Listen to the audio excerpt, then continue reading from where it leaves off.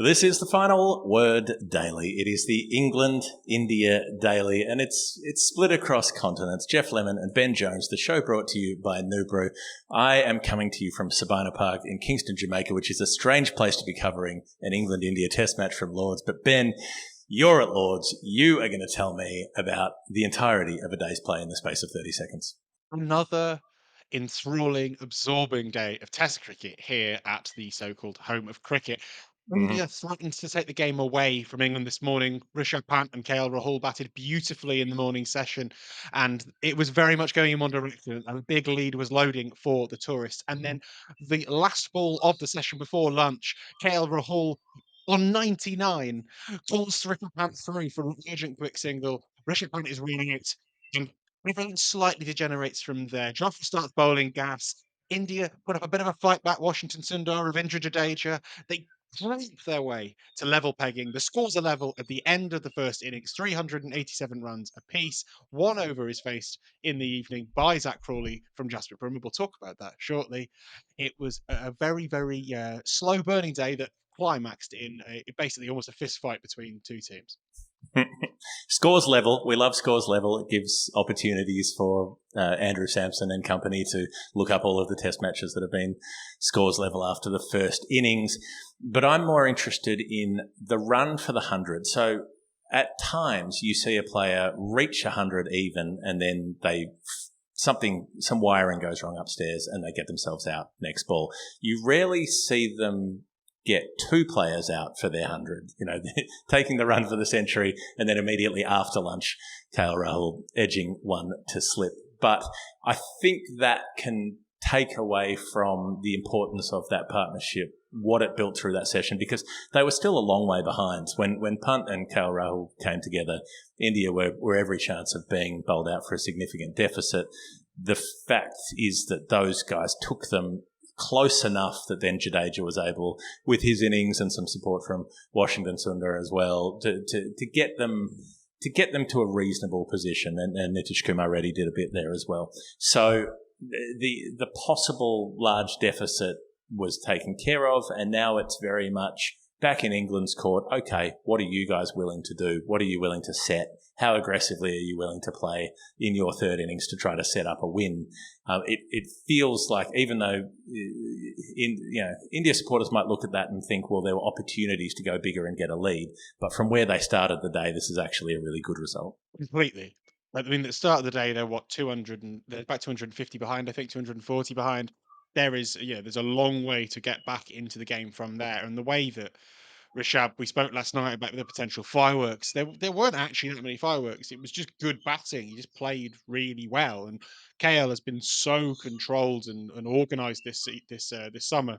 He is batting with a level of control in terms of a statistical sense that is almost unheard of for an Indian batter, particularly away from home. And they did do remarkable work in those first 2 hours. And we shouldn't let the slightly comical dismissals either side of lunch distract from that.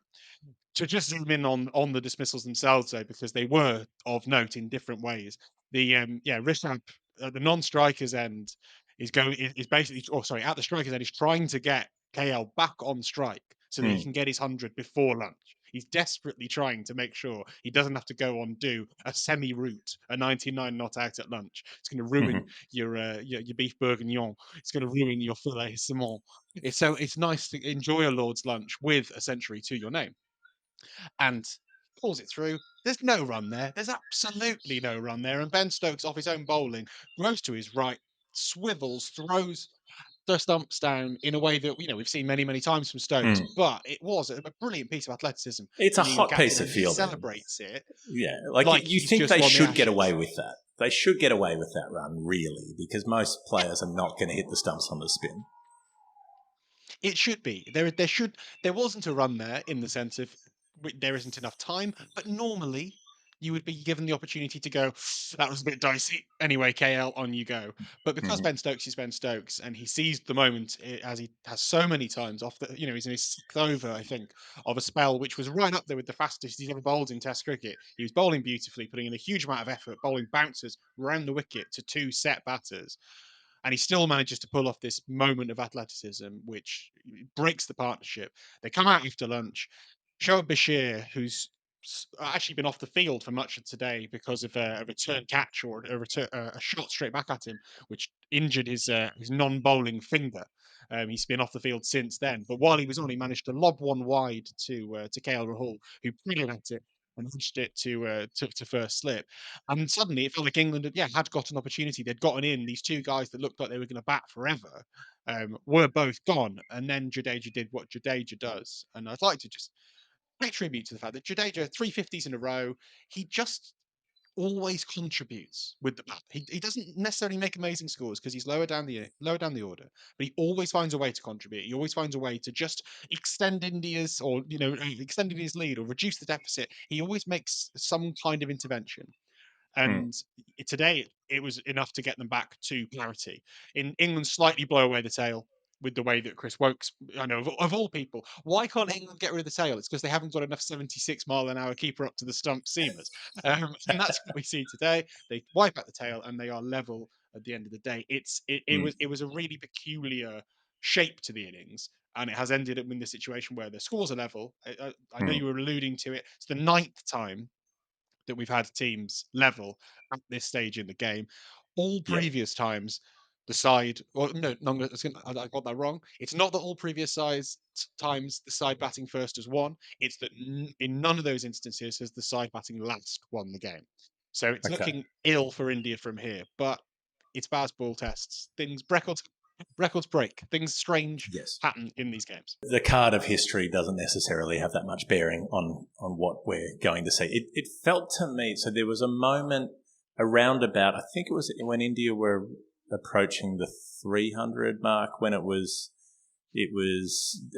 coming up to the 80th over. It was coming up to the second new ball, and Bashir is off with this injury, so the spinner who's supposed to bowl a bunch of the overs and help the fast bowlers rotate, he's out of the picture. And Archer is bowling his 20th over of the innings out of 80, or out of 82 or 83, whatever it was, where I was thinking, I don't think you wanted him to bowl 25% of the overs. I don't think that was necessarily the plan after all the layoffs. And then you've got Stokes coming into bowl with his glass hamstrings and the risk that something's going to go wrong. And there was a feeling there that India could really hurt these guys if they could just bat more time, and the runs didn't really matter so much. But that was a point where you could put a really hard couple of sort of session and a half, whatever it was, together to make things difficult, make those England bowlers hurt, with a couple more tests coming up and with another innings to bowl in this one. And India kind of did it. They didn't sort of push that vulnerability point as hard as they could have, but there were points where it felt like it was becoming dangerous for England with the spinner unavailable. No question. I think with the deficit at one stage, I think it was 30-40 with Sundar and Jadeja batting together. It felt like that they were comfortable. The old ball has been ineffective, whether it's recently been changed or otherwise in this series, and no more so than in this test. England didn't look like doing anything. I mean, just to touch on that Jofra spell, I'm sure I'll get loads of people saying, "Oh, he didn't take a wicket though, did he? He wasn't that effective."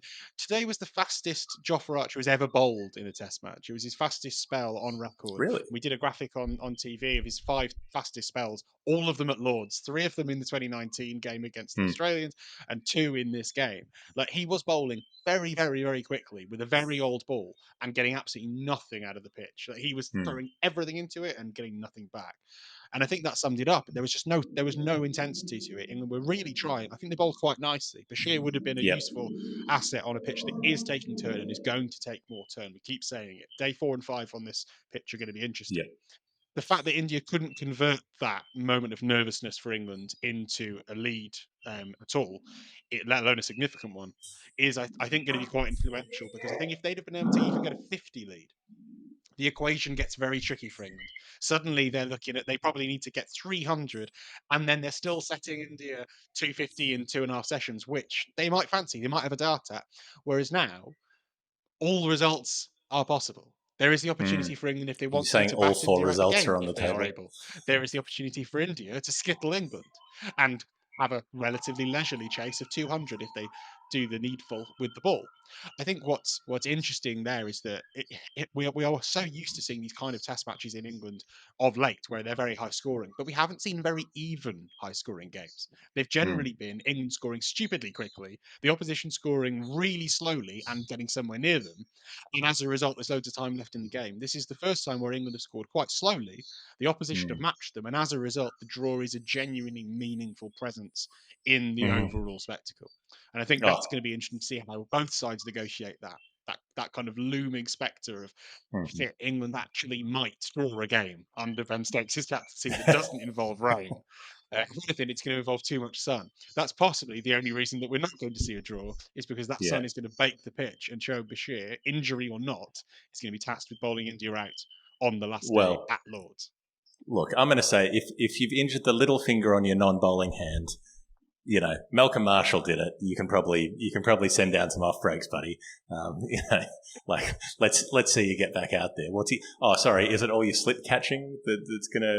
No, oh, okay, you're fine. Oh, sorry, is it your batting? Are you worried about getting hit on the gloves? No, you're probably not doing much of that either. Maybe have a bowl. Now, I will say I will have a word for predictably people are saying, well, Archer, you guys all talk about him. He's not that good.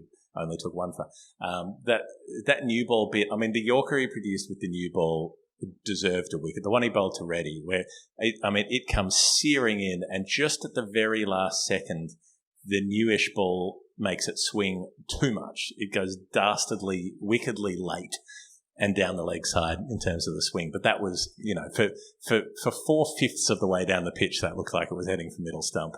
And then suddenly it swerved at the last minute. So, and then, he was putting the ball into the pitch. He was getting it to lift. Like there were exciting signs there today, I will say, for Archer. So we're all squared up. Well, England got a couple of runs before the end of the day and nobody got out, which was the crucial thing for them.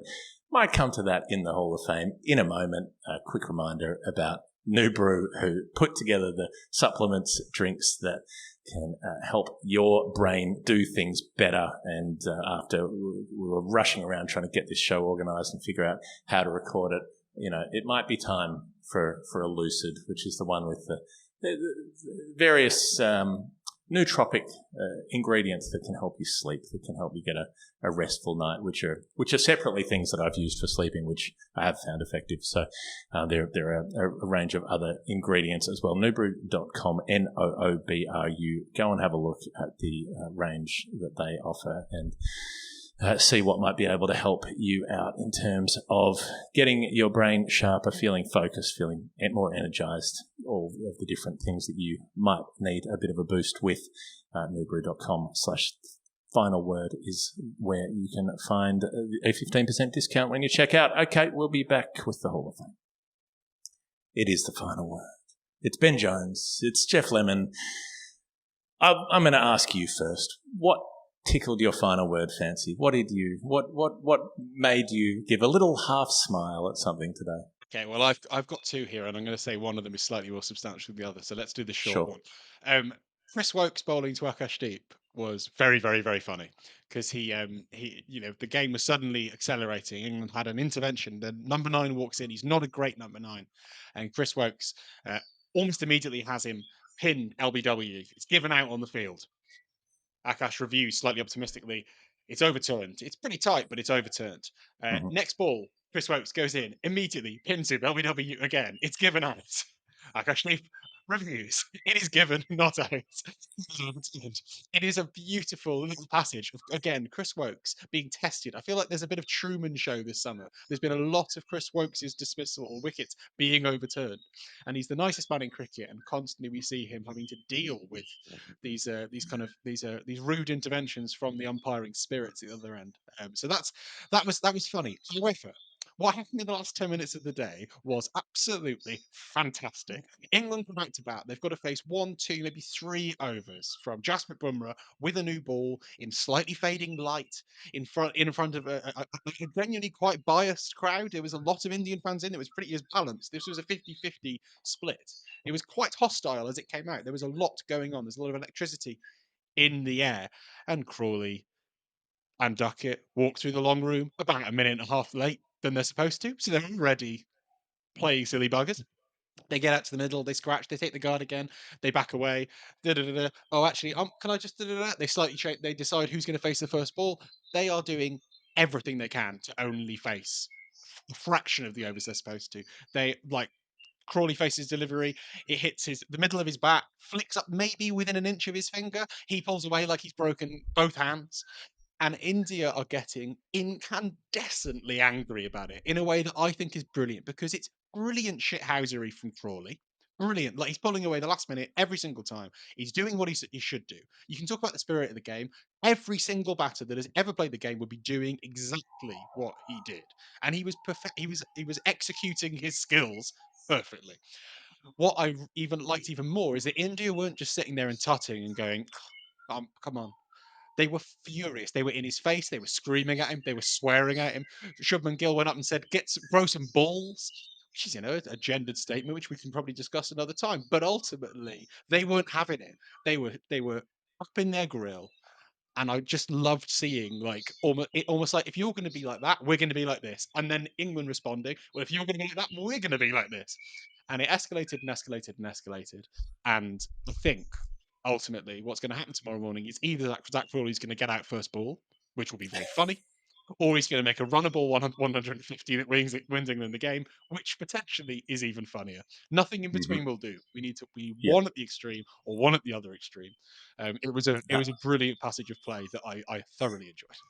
I think statistically, the second option you floated is a lot less likely than the first because my Hall of Fame of the day goes to Matt Roller. Sometimes you just need someone to point out an obvious stat, and that obvious stat is very amusing when it is pointed out.